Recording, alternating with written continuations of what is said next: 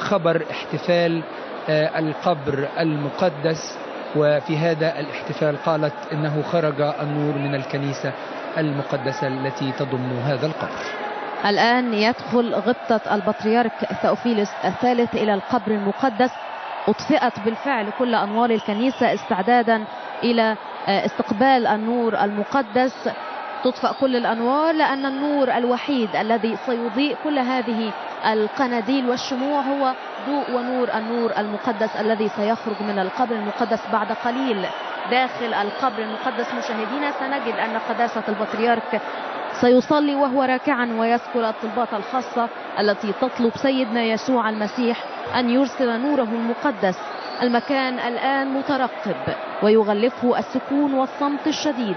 الجميع يترقب خروج النور المقدس. بعد صلاة البطريرك سيسمع الحاضرين صوت صفيرا ويخرج النور المقدس كما لو كان ملايين من الومضات الفيتوغرافية تعانق الحاضرين وتنعكس على الحيطان وتضيء كل الشموع. من هذا النور في القبر المقدس يخرج النور ويضيء الشمعة التي يحملها البطريرك، ويبدأ الحاضرون في الهتافات والصلاة. ستنساب من دموع الحاضرين دموع البهجة والإيمان من عيون الناس. جدير بالذكر أن هذا النور لا يكون حارقا لفترة ما بعد الخروج من القبر المقدس. من الممكن أن نلامس به أيدينا أو وجوهنا، لا يحرق أبدا، بينما يتحول إلى نار ويكتسب كل صفات وخصائص النار بعد فترة وجيزة من خروجه من القبر المقدس. مشاهدينا اسمحوا لنا أن نبقى مع حضراتكم في هذه اللحظات الغالية مع البث الحي. أرجوكم أن تنضموا لنا في صلاة قصيرة مع غبطة البطريرك الموجود الآن بداخل القبر المقدس، ونصلي جميعا. يسعدنا أن نلتقي مع حضراتكم في العالم كله، في كل بقعة من هذه الأرض، في صلاة من أجل انبثاق هذا النور المقدس في قلوبنا قبل أن ينبثق أمام عيوننا. ونعود لحضراتكم مع لحظة خروج البطريرك البابا ثيوفيلوس الثالث من القبر المقدس.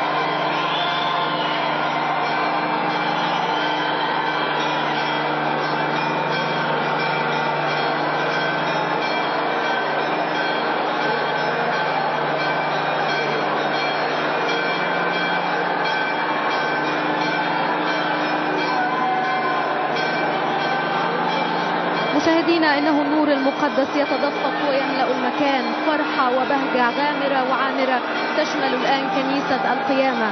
نرى غبطة البطريرك ثأوفيلوس الثالث ومعه الشمعة التي أضاءت جميع شموع الحاضرين بالخارج. الجميع يتهافت ليخرج بالنور المقدس. نراه الآن كالبرق في المكان، لونه أبيض يخترق كل المكان.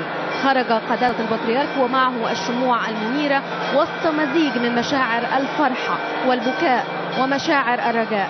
ها نحن نرى في هذه اللحظات هتافات المؤمنين تتصاعد وتنفجر دموع الفرح والإيمان من عيون الناس وقلوبهم. الجميع يرتلون ويطوفون بالشموع داخل الكنيسة. استنيري استنيري يا أورشليم، لأنه جاء نورك ومجد الرب قد أشرق عليك. مشاهدينا، أنتم رأيتم معنا منذ لحظات، تركنا لكم البث الحي، رأيتم معنا حين شاهد الموجودون بالقدس بكنيسة القيامة النور المقدس من طاقة خارج القبر المقدس أضاءت قبل أن تضاء الشموع بخروج غبطة البطريرك. ها هو نورك المقدس يا رب المجد يسوع المسيح، وها هم أولادك يفرحون بهذا النور، يمررونه على أيديهم وعلى وجوههم. ما زال للنور طبيعة النور فقط، وليس طبيعة النار التي تحرق الإنسان، ولكن طبيعة النور التي تضيء. كما قلت يا ربنا يسوع المسيح، من آمن بي تخرج